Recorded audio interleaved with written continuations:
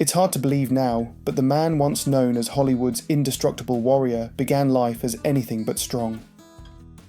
Steven Seagal was born frail, sickly, and gasping for breath, far from the image of the action legend he'd become. Born on April 10, 1952, in Lansing, Michigan, Seagal's earliest years were shaped by the constant fear of not surviving childhood. Asthma held him hostage, often leaving him too weak to play, let alone dream of stardom or martial arts. While other kids ran free outside, Steven watched them through a window, his thin body pressed to the glass, trapped by lungs that simply refused to cooperate. But here's where things start to turn. When Seagal was just 5, his parents, Samuel, a math teacher, and Patricia, a medical technician, made a decision that would change everything. Michigan's cold winters were literally choking the life out of their son. So, the family packed up everything and moved west, hoping California's warm climate could help him breathe easier. It wasn't easy. His father worked longer hours, and his mother carried the emotional weight of restarting their life from scratch. But it worked. California gave Steven a second chance. That was the turning point. For the first time, he could breathe without fear. That simple act, drawing a full breath, became the first victory in a life that would be defined by physical endurance. The warm air, the sunshine, and the fresh start gave Steven something more valuable than comfort. It gave him a reason to fight, and he did fight, internally first, by watching, learning, and slowly rebuilding his weak body. That seed of defiance planted in childhood would later bloom into the martial arts warrior he became. Let's take a moment to rewind. Before Hollywood, before movie posters and red carpets, there was a skinny teenager who still carried the trauma of being the sick kid. But Steven was never just going to accept that label. As a teenager, he discovered martial arts, not because it was trendy, but because he needed to feel control over his own body. The discipline, the movement, the breathwork, it all gave him power over what had once held him down. His asthma didn't vanish, but it no longer defined him. Strength, in every sense of the word, became his new identity. That search for strength pushed him further than anyone expected. By the time he was 22, Seagal made an unheard of move.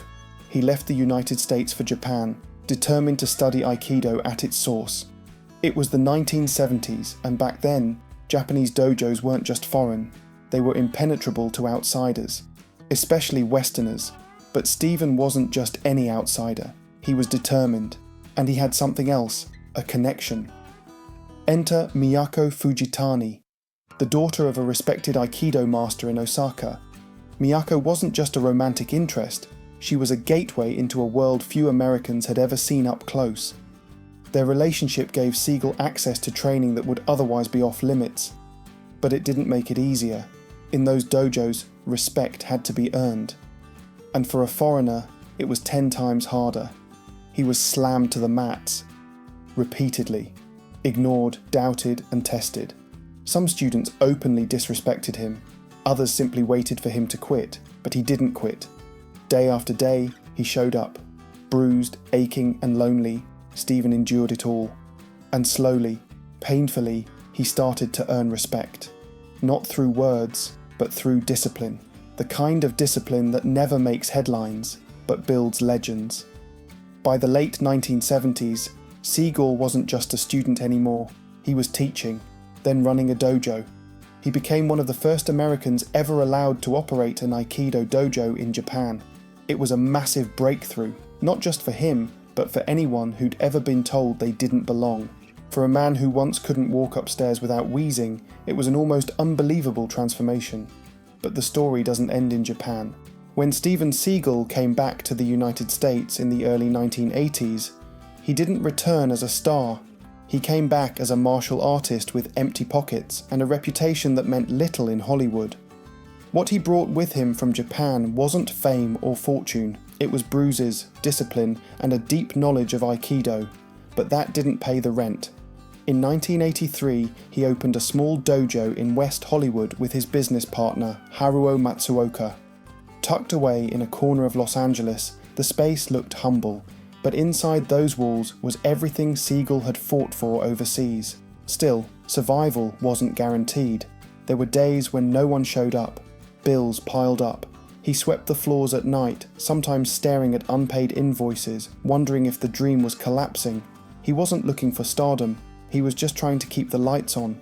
Some students came curious, others left after one class, thinking Aikido was too slow or not flashy enough. People didn't understand what made it powerful, but something kept him going. Seagal believed in what he taught. He believed in the flow of Aikido, the discipline behind every movement, and most of all, the idea that martial arts weren't just about fighting, they were about control, about survival. He scraped together side gigs, working as a martial arts coordinator in films like The Challenge, 1982, and even on Never Say Never Again, 1983, a James Bond movie. These were small roles behind the scenes, but they helped keep the dojo alive. Yet there was something bigger simmering under the surface. Watching actors pretend to fight on set didn't sit right with him. He knew how to really move, how to take down an opponent with precision, and more than anything, he wanted people to see that. But breaking into acting wasn't easy. He wasn't classically trained. He wasn't young by Hollywood standards. He had no agent, no connections, and no spotlight. Most studio execs didn't even give him a meeting, but this was the same man who'd been thrown onto hard-tatami floors in Osaka and told to quit. Rejection didn't scare him. It motivated him. So, while others gave up, he stayed the course. He trained, he taught, he waited. And finally, at age 36, when most actors were already deep into their careers, his moment arrived. In 1988, Seagal got the chance to star in a movie called Above the Law. He wasn't just the lead actor. He helped shape the story, the fight scenes, the energy. And when the movie hit theatres, it did more than perform well. It exploded. Audiences weren't used to what they saw. Seagal's fights weren't filled with fancy tricks or exaggerated slow-motion stunts. They were quick, brutal, and real. Every wrist lock, every takedown came from a man who had lived the art. Hollywood took notice. Critics were mixed, but audiences were hooked. There was something about Seagal that stood out. He didn't need to yell, he didn't need big speeches. His stillness alone was intimidating. Within a year, he wasn't just a guy with a martial arts studio.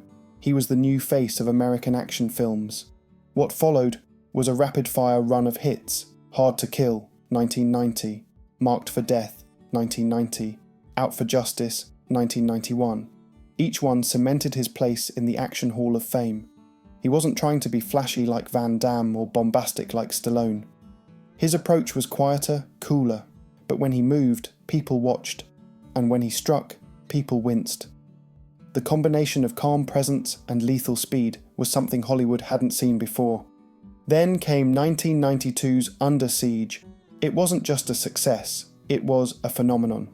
Playing Casey Ryback, a Navy SEAL turned ship's cook who takes down a group of terrorists, Seagal delivered the biggest box office hit of his career. The film made over $150 million worldwide and instantly became a classic. For a few short years, he stood shoulder to shoulder with the giants: Stallone, Schwarzenegger, Bruce Willis, but even then the ground was starting to shift. The peak of Steven Seagal's career came fast, but so did the beginning of his fall. By the mid-1990s, the action genre was shifting. Audiences were starting to look for different types of heroes. Characters who were flawed, funny, or more grounded in reality. The days of the silent, unstoppable force were slowly fading. And Seagal, who had built his brand on being the quiet warrior, didn't adapt fast enough, but what truly triggered his decline was a project close to his heart. In 1994, Seagal decided to step behind the camera to direct On Deadly Ground. He didn't just want to make another action film.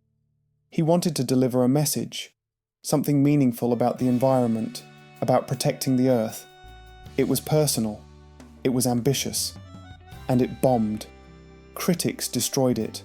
Audiences, expecting another thrilling ride, were caught off guard by the heavy-handed themes and dramatic monologues. The film didn't just perform poorly, it tanked. Seagal later admitted, "It was from my heart. Maybe I tried to say too much, and maybe he did. But in Hollywood, when a passion project flops, it doesn't just hurt your ego, it damages your reputation." Studios started seeing him as risky, even stubborn. He tried to recover. Under Siege 2, Dark Territory came out in 1995, followed by a supporting role in Executive Decision in 1996, but the magic was slipping. His movies stopped being guaranteed hits, and by the late 1990s, Seagal wasn't opening in theatres anymore. His films were going straight to DVD. For a man who once had his name on posters all over the world, this was more than just a downgrade. It was a humiliation. Let's pause here because this is important. Falling out of the spotlight is hard for any actor. But for Seagal, whose entire identity was built around strength and dominance, the fall hit harder than most. He wasn't just losing roles, he was watching the empire he built crumble in slow motion. The same man who had once stood on top of the world now found his face printed on DVD cases stacked in bargain bins. It wasn't just the end of a career, it felt like the erasure of a legacy. So he tried to reinvent himself again, this time through music. What most fans didn't know was that long before the fame, Seagal had loved playing guitar. In 2005, he released Songs from the Crystal Cave, followed by Mojo Priest in 2006. These weren't vanity albums. He played real shows, wrote his own lyrics, and poured his heart into the music. But the response was brutal. Critics didn't hold back. They called his voice flat, his lyrics clunky, his performances awkward. Late-night hosts mocked him. Headlines made fun of his songs. Once again, he found himself the punchline instead of the headline. And yet, he kept going. He kept playing shows, even in small cities and modest venues. Why? Because for Seagal, music wasn't about making a comeback. It was about survival. "I wasn't trying to be famous again," he once said. "I just wanted to play the music I love." Those weren't the words of a movie star chasing relevance. They were the words of a man trying to stay human, trying to stay connected to something real after the spotlight had burned out. But the world wasn't kind. Every performance was a reminder of how far he'd fallen. There were nights when the applause was polite at best. Sometimes the silence in the room was louder than any encore. But he kept going because that's what he had always done. From his days as a sick kid in Michigan, to the outsider in Japanese dojos, to the actor fighting for respect in Hollywood, Seagal had always survived, and he wasn't done trying. When the cameras stopped rolling and the music wasn't enough, Steven Seagal looked for other ways to keep going, through business. He didn't just sit back and accept the fall. Instead, he tried everything he could think of to stay relevant, to build something new. But nearly every venture that followed ended in disappointment. One of his earliest ideas was a video game. In the late 90s, Seagal was set to launch Deadly Honor, a game that would let players become the action hero himself. It was supposed to combine martial arts, stealth, and a gritty story. For a brief moment, it looked promising, but before it could ever hit shelves, the project was cancelled. All the excitement, time, and planning vanished into thin air. Years later, Seagal admitted, "I thought it would give me a new way to reach people." When it disappeared, it felt like the rug was pulled from under me. But he didn't stop. In 2005, he made a bold move, his own energy drink, called Steven Seagal's Lightning Bolt. The product promised raw power in a can, complete with exotic-sounding flavours like Asian Experience and Cherry Charge. It was supposed to be a reflection of the persona he had built. Strong, electric, unstoppable. But the drink barely made a dent in the market.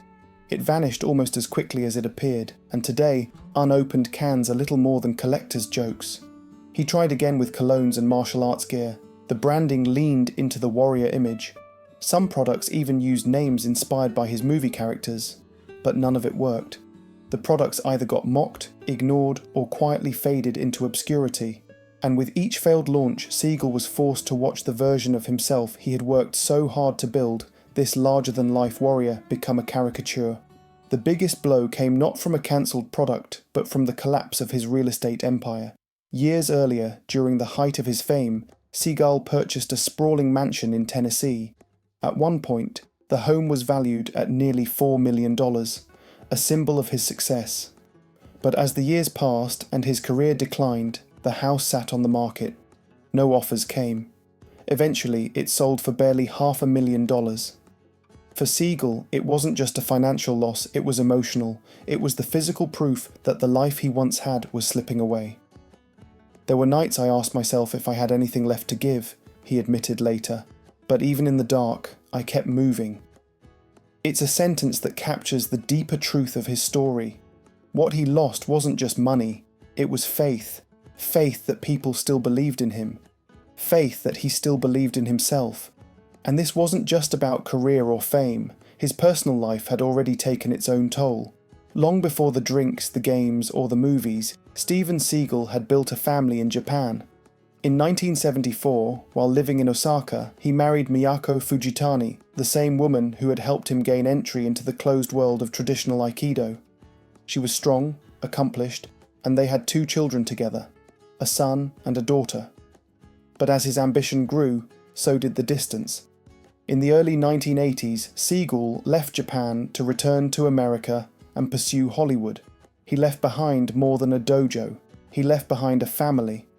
At first, it was just for a while, but days turned to months, months turned to years. The silence grew heavier. Phone calls and letters couldn't replace presence. Eventually, the marriage ended. Miyako was left to raise their children alone, while Seagal chased a dream across the ocean. Years later, he admitted the cost of that decision. I wanted the world, but in chasing it, I lost the people who mattered most. That kind of regret never really goes away, and it followed him into his next relationship. After his divorce from Miyako, Seagal married actress Adrienne LaRussa in the early 1980s. The marriage didn't last long, just a few months. There were no scandals, no tabloid dramas, just 2 people who didn't have the foundation to survive together. Seagal later said, "I was searching for peace in the wrong places." If there was one moment when Steven Seagal seemed to have it all, it was during his marriage to Kelly LeBrock. In the late 1980s and early 1990s, Seagal had gone from struggling dojo owner to a full-blown Hollywood star. At the same time, Kelly LeBrock was one of the most recognizable faces in the world. A model, an actress, and a beauty icon. Their relationship looked perfect from the outside, a powerful action star and a glamorous leading lady. To the public, they were the golden couple. Their early years together were filled with promise. They married, welcomed 3 children, and for a while seemed to have found the balance between fame and family. Behind the scenes, there were birthday parties, bedtime stories, and quiet moments that most never saw. In interviews, LeBrock would later say that those early days were real. The love, the laughter, the hope, it was all genuine. But even fairy tales crack. The demands of Seagal's career pulled him away more and more. Film shoots ran long. Press tours stretched for weeks. Rumours of infidelity began to surface. Some baseless, others harder to ignore. LeBrock, already raising 3 young children, mostly on her own, found herself facing more than just long absences. The emotional distance between them widened, conversations grew shorter, eye contact became rare. The turning point came around 1994, the same year On Deadly Ground failed at the box office. Seagal was struggling professionally and tensions at home were reaching their limit. LeBrock would later describe this period as one of the hardest in her life. She wasn't just dealing with a collapsing marriage. She was dealing with the pressure of raising children, keeping up appearances, and holding together a family that was quietly breaking. Eventually she walked away, not out of anger but out of necessity, for herself and for the children. Their divorce was public, messy, and painful. Custody battles played out in courtrooms. Headlines speculated about money, affairs, and betrayals. But the real pain was never in the tabloids. It was in the quiet, in the empty chairs at the dinner table, in the school events Seagal missed, in the questions the kids would ask that no one could answer honestly. Seagal later said, "I lost things I can never get back." And he wasn't talking about box office numbers, he was talking about family, about moments missed and memories never made. For all the red carpets and movie premieres, it was the simple things, birthdays, hugs, ordinary mornings that slipped away unnoticed until it was too late. But his story didn't end there. In the early 2000s, after 2 divorces and years of public scrutiny, Steven met someone far from the spotlight.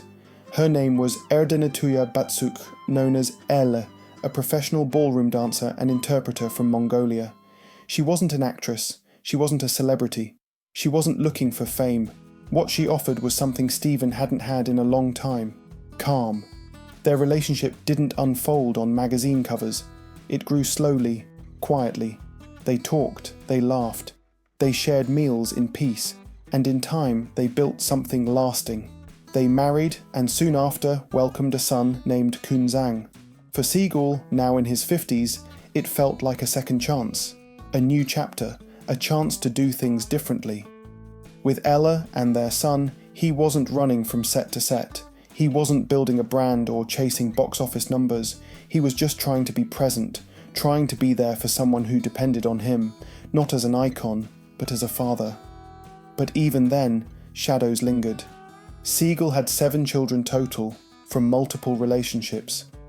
And while he adored holding his youngest, he also carried the weight of the 6 others, children who had grown up in the long shadow of his fame.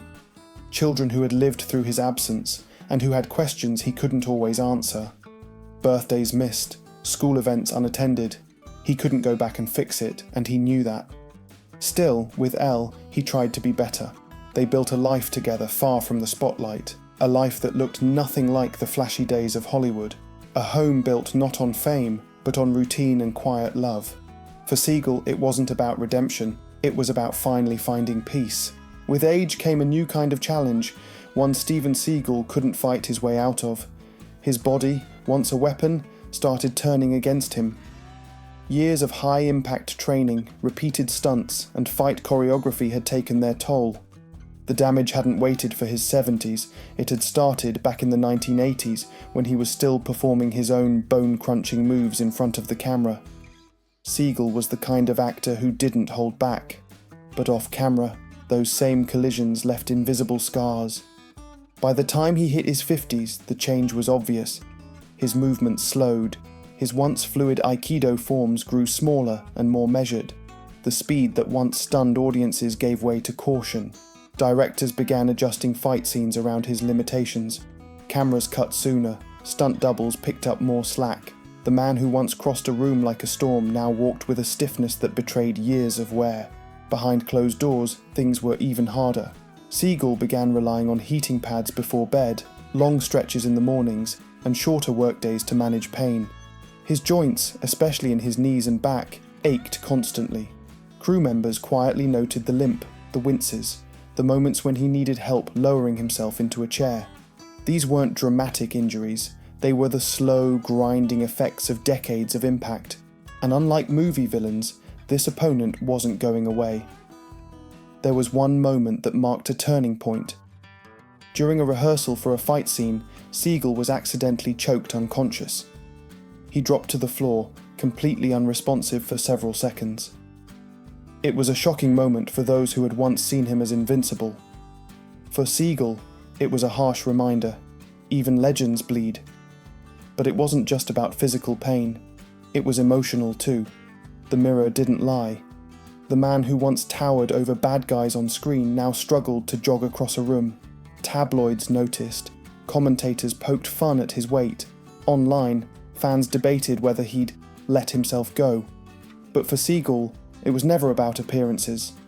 It was about loss of certainty, loss of confidence, loss of the body he had fought his whole life to build. And yet, he kept going. He didn't hide. He still acted. He still trained, even if slower. He still performed, even if briefly. What had once been explosive power became quiet precision. He wasn't trying to impress anymore. He was trying to endure. The fight had changed, but it hadn't ended. "Every step I take now, I remember the battles that put me here," Seagal once said. It wasn't said with bitterness, it was said with acceptance, a kind of pride even. Because while he couldn't move like he used to, he understood why. His body was a ledger, and every ache, every slowed movement was a record of what he'd been through. This was a new kind of strength, not the kind that breaks boards or throws people across rooms, but the kind that gets up every morning despite the pain. That keeps moving forward when the world says to sit down. Seagal wasn't chasing roles anymore, he was chasing peace. And maybe, in a strange way, that was the final stage of his journey as a warrior. Not to conquer, but to live. His daily life changed. Meditation became part of his routine. Gentle martial arts movements replaced fight rehearsals. His diet shifted to support his health. The chaos of movie sets was replaced with quiet mornings, family meals, and the kind of stillness he never had in his 30s. And in the middle of all this change was Arizona. A fortress-like estate became his new home. It wasn't just a house, it was a retreat. Reinforced with bulletproof glass, decorated with samurai statues, and overlooking an infinity pool that melted into the desert, it felt like a sanctuary built after war. The place reflected the man, strong, guarded, but also longing for stillness. He had once owned a mansion in Tennessee, valued at nearly $4 million. But that dream had faded. Years passed with no buyers. Eventually, he let it go for just over $500,000. It wasn't just a financial loss, it was the closing of a chapter. The Tennessee estate had been a symbol of his peak. The Arizona home became a symbol of reflection. In his 70s now, Steven Seagal lives a life far removed from the chaos of his Hollywood peak. He isn't seen at premieres or in the tabloids as often. He no longer moves with the lightning-fast reflexes of his Under Siege days. But what remains is quieter and in some ways more meaningful. Today, Seagal's legacy isn't measured by box office numbers. It's measured by reflection, family, and survival. His estimated net worth, around $14 million, is modest compared to peers like Stallone or Schwarzenegger. But for Seagal, wealth was never about yachts or headlines. He still owns a collection of cars that echo his past life. A vintage 1973 Mustang, a 1987 Chevrolet Caprice, a Jaguar XJ220, and a Mercedes GLE. They sit not just as vehicles, but as reminders of the man he used to be. A man who once lived in the fast lane, who raced across film sets and action scenes, chasing villains and glory. Now, those engines stay mostly quiet. Instead of roaring through city streets, they rest in a garage where silence has replaced speed, and that silence says more than any movie role ever could. It's the sound of a man who has nothing left to prove. But the most powerful part of Seagal's later life is family. With Elle and their son Kunzang, he's created a daily rhythm that doesn't rely on fame. Simple routines, family dinners, quiet training sessions. These are the things that matter now. And even though the spotlight is gone, the warmth of home still exists. Seagal has become a grandfather too. Another reminder of the time that's passed and the new roles he's taken on. Still, even this peaceful chapter carries its weight. While he's proud of the life he's built with Elle and their son, he knows what he missed with his other children. He knows which birthdays he wasn't there for, which school events he couldn't attend. And though time has moved on, some silences in a family are never fully filled. Regret doesn't always need words, it just lingers. Yet despite that, Seagal continues forward. Not as a movie star, not as an icon, but as a man learning to live with both pride and pain. His health limits him, yes. His career is no longer front-page news, but in many ways, this version of Seagal, the one who meditates, who trains slowly, who values a quiet morning, is closer to who he was meant to be all along. There's a certain dignity in slowing down, in choosing peace over performance, in realizing that the strength which once came from striking fast now comes from staying grounded. Seagal's story isn't a tragedy in the traditional sense. It's the story of a man who built himself from scratch, reached unimaginable heights, lost nearly everything, and still wakes up every day trying to be better. He no longer plays the hero on screen, but he's still fighting, just in different ways, against time, against regret, against the parts of himself that he once ran from. And maybe, just maybe, that's the most human fight of all. Because if we strip away the fame, the martial arts, the headlines, what's left is a familiar story. A boy who wanted to be strong, a man who tried to do it all, and an elder who now looks back with equal parts sorrow and gratitude. In that story, millions of people find their own reflection. Maybe not in the fight scenes or the fame, but in the search for purpose, the ache of regret, and the quiet victories that come with simply surviving. For all his flaws, Seagal's journey is a reminder that even those who seem larger than life carry wounds no one sees. What you lose in the storms, you can't always bring back, he once said. But you learn to be grateful for what you have left. That line might just be the clearest truth in his entire story. Because in the end, Steven Seagal isn't just a name from a movie poster. He's a reminder of how high you can rise, how far you can fall, and how hard it is to keep going when no one's watching. And yet, at 73, he still stands. Steven Seagal's story, when viewed in full, is not about a rise and fall, it's about endurance. He's lived many lives in one. A sickly child in Michigan, a disciplined martial artist in Japan, a Hollywood action star, a musician, a businessman, a father, a husband, and eventually, a man seeking peace after decades of noise. Very few people have been as underestimated as Seagal was in his early life. Teachers doubted he'd even be able to live a normal childhood. Japanese martial artists saw him as an outsider who didn't belong. Hollywood executives thought he was too old and unknown to be a star. Even critics laughed when he tried to play music. And yet, he outlasted them all. That's what makes his story so powerful. Not the fame, not the millions, but the grit. The willingness to show up when no one believed in him. The courage to keep teaching, keep performing, keep living, even after the applause faded. That kind of resilience is rare. It's not glamorous, but it's real. And that's the quiet truth about Steven Seagal. Whether you liked his movies or not, whether you admired his acting style or questioned his decisions, his life is proof that survival itself is a kind of greatness. He didn't win every fight, he didn't keep every promise, but he never truly stopped trying. And at 73, in the stillness of Arizona, that's what remains. A man who never gave up. For many fans, the memory of Seagal isn't tied to the headlines or the rumours. It's tied to late nights watching Marked for Death, to unforgettable one-liners, to the quiet confidence he brought into every scene.